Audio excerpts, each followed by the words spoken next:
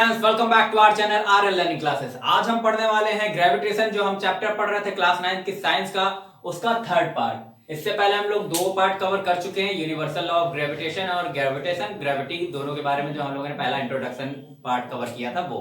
तो आज हम पढ़ने वाले हैं क्या, आपने जैसे कि थंबनेल देख लिया होगा, फ्री फॉल और ग्रेविटी के बारे में। ठीक है, तो फ्री फॉल क्या होता है, पहले हम लोग रिटेन जो डेफिनेशंस होती हैं, क्या लिखना है वो देख लेते हैं, फिर इसको समझ लेंगे हम लोग कैसे करना है। ठीक है, तो देखिए फ्री फॉल के बारे में क्या लिखा है, motion of an object under the force of gravity is free fall. मतलब कोई अगर ऑब्जेक्ट है, डाउनवर्ड फॉल हो रहा है ऊपर से, ठीक है, उसमें मोशन है, पर उस पर सिर्फ एक इन्फ्लुएंसिंग पार्ट काम कर रहा है, मतलब इन्फ्लुएंसिंग आर्गुमेंट काम कर रहा है, जैसे कि जो कि ग्रेविटी है, सिर्फ ग्रेविटी की वजह से वो नीचे गिर रहा है, और कोई दूसरा मतलब दूसरा जो है अफेक्ट करने वाला उसको आर्गुमेंट नहीं है, कोई और चीज नहीं जिससे वो फोर्स, जिससे वो मोशन आगे जो चल रहा है, तो वो क्या होगा, फ्री फॉल होगा, क्योंकि उस पर सिर्फ और सिर्फ ग्रेविटी की वजह से वो डाउनवर्ड गिर रहा है।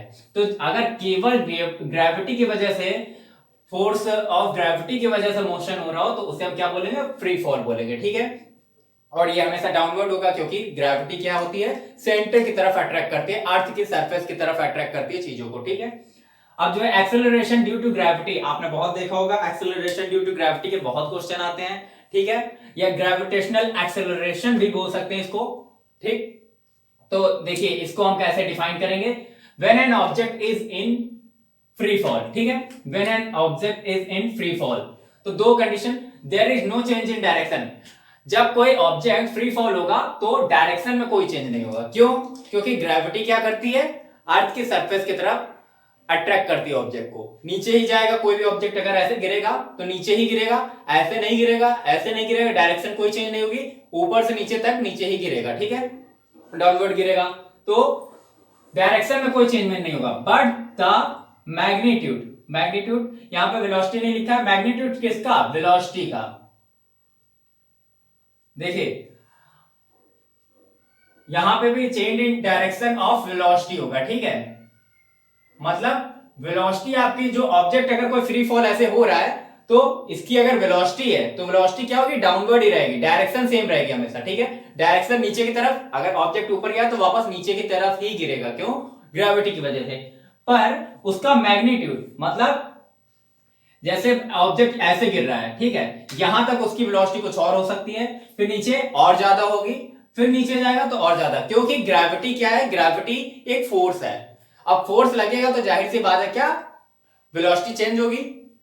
तो यहां पे हमें क्या पता चलता है कि magnitude of velocity changes due to earth attraction. मतलब अर्थ अट्रैक्शन किसकी वजह से होता है, ग्रेविटी, जिसको हम बोल सकते हैं। तो ग्रेविटी की वजह से क्या होगा, आपकी वेलोसिटी का मैग्नीट्यूड चेंज होगा। और हम लोग जानते हैं अगर वेलोसिटी चेंज हो रही है, लगातार इंक्रीज हो रही है, डिक्रीज हो रही है, तो उस केस में क्या होगा, देयर इज एन एक्सेलरेशन। जब भी वेलोसिटी चेंज होती है तो वहां पे क्या होता है, एक्सेलरेशन होता है। एक्सेलरेशन की वजह से ही वेलोसिटी चेंज होगी, बढ़ेगी या घटेगी, जैसे कि हमारी बाइक में एक्सेलरेटर होता है, हम लोग पहले पढ़ चुके हैं एक्सेलरेशन के बारे में। ठीक है, so there is an acceleration due to earth gravitational force. Earth के ग्रेविटेशनल फोर्स की वजह से एक एक्सेलरेशन वर्क करता है, किसके ऊपर, ऑब्जेक्ट के ऊपर, ऑब्जेक्ट की वेलोसिटी के ऊपर। ठीक है, तो उस एक्सेलरेशन को क्या कहते हैं हम लोग, एक्सेलरेशन ड्यू टू ग्रेविटी बोलते हैं, या फिर ग्रेविटेशनल एक्सेलरेशन भी बोल सकते हैं। ठीक है, तो आपको ये समझ में आ गया होगा एक्सेलरेशन ड्यू टू ग्रेविटी या ग्रेविटेशनल एक्सेलरेशन क्या होता है। ठीक है, अब देखिए this acceleration is denoted by g, small g. यहां पे कैपिटल जी और स्मॉल जी में आप याद रखिएगा कि ये जो एक्सेलरेशन ड्यू टू ग्रेविटी होता है वो क्या होता है, स्मॉल जी। ठीक है, इसीलिए मैंने यहां ग्रेविटी भी जी से स्मॉल से लिखा है। ठीक है, have same unit as acceleration. Acceleration की यूनिट आपको पता होगी, मीटर पर सेकंड स्क्वायर, तो उसकी भी सेम यूनिट होगी। ठीक है, लेकिन जो ग्रेविटेशनल फोर्स होता है उसकी यूनिट सेम नहीं होती, उसकी यूनिट अलग होती है। ठीक है, तो ये याद रखिएगा, जी और स्मॉल जी। ठीक है, दोनों अलग अलग हैं। अब चलिए आगे हम लोग देखते हैं इसके बारे में थोड़ा और, कि अगर फ्री फॉल ऑब्जेक्ट हो रहा है तो किस तरह से ऑब्जेक्ट फ्री फॉल होगा और क्या क्या उसके फैक्टर होंगे। ये हमारी प्रूविंग है वैल्यू ऑफ जी, जब भी आपको कैलकुलेट करने को आएगा कि कैलकुलेट द वैल्यू ऑफ जी, तो आप यही डेरिवेशन करके दिखाएंगे। देखिए याद करने की कोई जरूरत नहीं है, ठीक है। तो देखते हैं कैसे। देखिए मान लीजिए हमारी अर्थ के सरफेस पे किसी ने ऐसे ऑब्जेक्ट एक ऊपर फेंका या एक स्टोन फेंका, वो स्टोन है ये, ठीक है, ठीक है, ये स्टोन है जिसका मास क्या है, m, ठीक है। और अर्थ की ग्रेविटी या फोर्स ऑफ ग्रेविटी क्या होता है, स्मॉल जी, वो ये है, ठीक है, जो कि लगेगा ही लगेगा डाउनवर्ड डायरेक्शन में। और इसके और अर्थ के बीच में जो डिस्टेंस है वो क्या है, d, ठीक है। यही था हमारा, ये हमारा क्या था, एक मिनट, हाँ, अर्थ के सेंटर और इस स्टोन के सेंटर के बीच में जो डिस्टेंस है वो क्या है, d। तो हमारा यूनिवर्सल लॉ ऑफ ग्रेविटेशन की वजह से हमने ये आपको फिगर बना के दिखाया है ताकि आप समझ पाए कि कैसे अप्लाई होगा। तो देखिए हमें सेकंड लॉ ऑफ मोशन से पता है कि F इक्वल टू ma होता है, ठीक है। पर एक्सेलरेशन यहां पे जो हो रहा है इस वजह से हो रहा है क्योंकि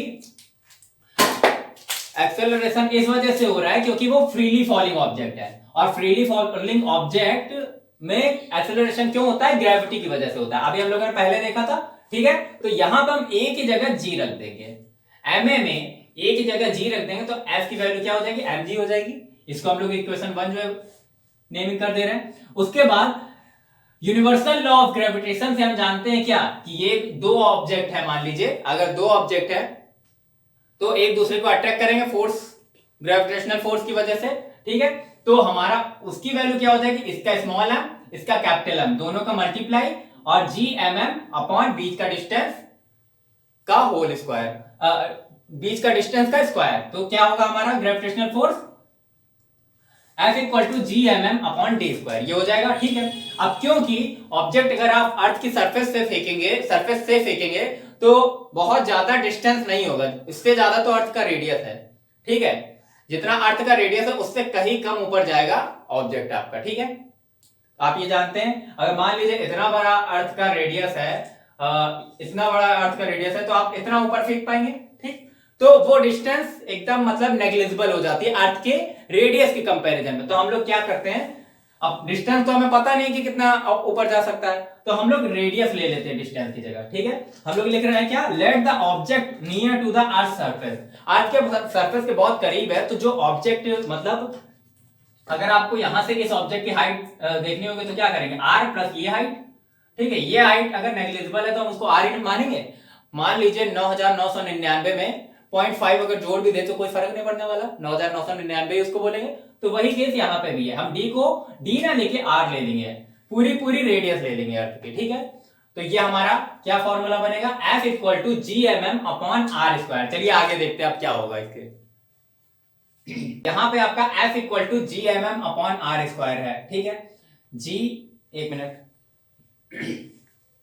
ठीक है, F equal to G M M upon R square है। इधर F की जगह हम क्या रख सकते हैं, mg रख सकते हैं। तो हम लोग क्या रखेंगे यहाँ पे, mg equal to G M M upon R square रख देंगे, ठीक है।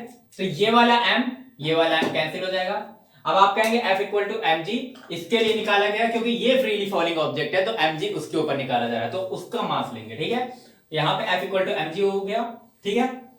m से m कैंसिल, तो g की वैल्यू आपकी क्या आ गई, यहाँ से g की वैल्यू आ गई g m, कैपिटल M है ये, और r स्क्वायर, ठीक है। तो ये आपको समझ में आ गया होगा। g अगर फॉर्मूला वाइज आपको निकालना है, और अगर फ्री फॉल की आप प्रूविंग कर रहे हैं या बड़ा क्वेश्चन आ रहा है तो आपको ये प्रूविंग करके दिखानी पड़ेगी, ठीक है। तो ये आपका g की वैल्यू आ गई, ठीक है, ये g की वैल्यू आ गई। अब जो है आप इसको कैलकुलेट कैसे करेंगे, क्या इसकी वैल्यू होती है एग्जैक्ट जो हमें पता है, ठीक है। तो उसमें हम क्या रखेंगे, g की जगह यूनिवर्सल ग्रेविटेशनल कांस्टेंट है ये g, कैपिटल G, जिसकी वैल्यू हमें पता है क्या, 6.67 into 10 to the power minus 11 newton metre square पर केजी स्क्वायर, ये होगी, ठीक है। और m की जगह हम क्या लेंगे, मास ऑफ अर्थ लेंगे, ठीक है, मास ऑफ अर्थ लेंगे।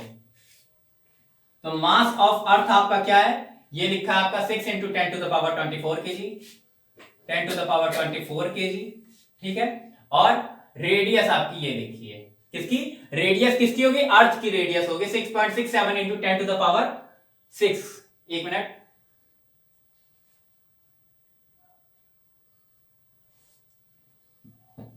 सॉरी ये 6.67 रेडियस ऑफ अर्थ आपके 6.67 नहीं 6.4 into 10 to the power 6 metre होगी, ठीक है।